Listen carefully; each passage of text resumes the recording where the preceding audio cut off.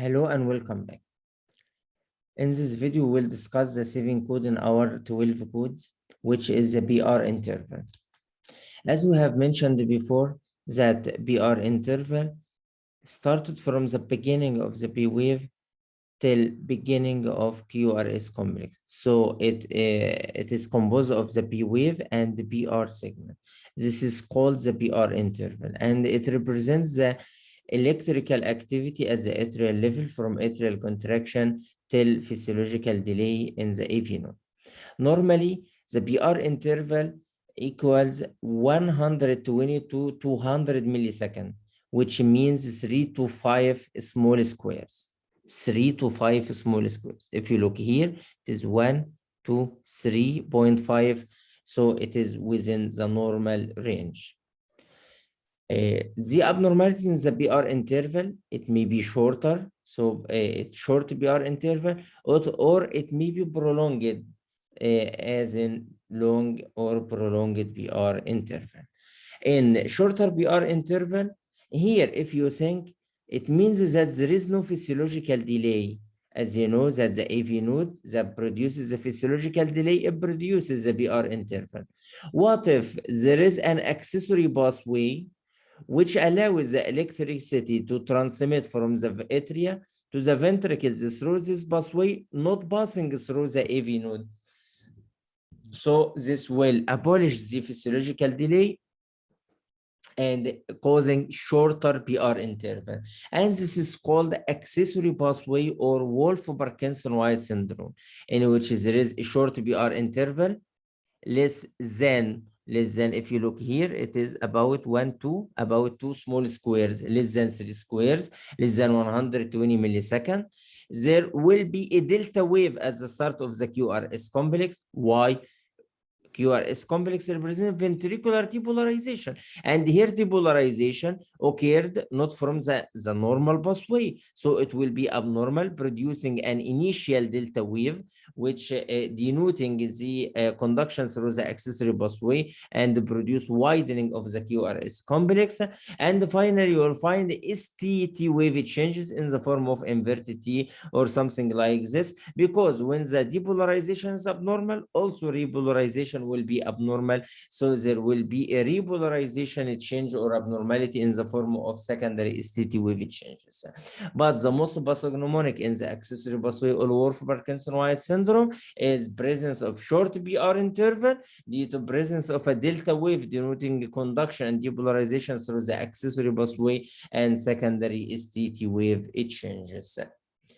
Okay, this is what we should know about short BR interval.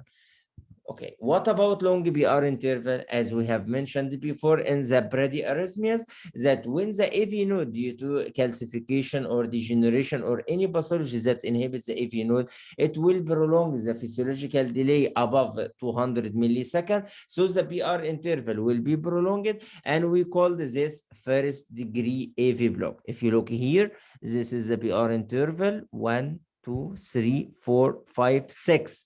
It's about 6 small squares, so about 5 squares, so it is prolonged. This is called long BR interval. So the normal BR interval about 3 to 5 very small squares. It may be shorter in accessory pathway, Wolff-Parkinson-White syndrome, or maybe prolonged in situations of first degree AV block. The second pathology in the BR area is the BR segment.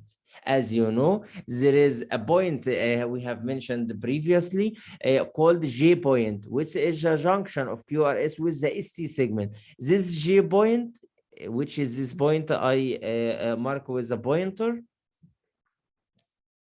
is the isoelectric point. BR segment may be depressed below the J point or isoelectric point line, or may be elevated in a various pathologies. Let's see this. If you look at this ECG, this in V5, you will find this is the isoelectric line or point, and the BR segment is depressed. But if you look at AVR lead, you will find the BR segment elevated above the isoelectric line. And this is pathognomonic for pericarditis. In pericarditis, you will find diffuse BR segment depression in all leads, except AVR, you will find a BR segment elevation. So when you find this pathology, it denotes a pericarditis. Okay, what about BR segment elevation? If you look here, this is the isoelectric point, this is the B wave, and this BR segment elevation. And the BR segment elevation denotes atrial infarction, as we will discuss later about myocardial infarction. We will know that transmural infarction produces SC segment elevation, and we'll discuss in depth the concept of this. And also, atrial infarction can produce is a BR segment elevation. So when you see a BR segment elevation, this denotes that the patient has an atrial infarction.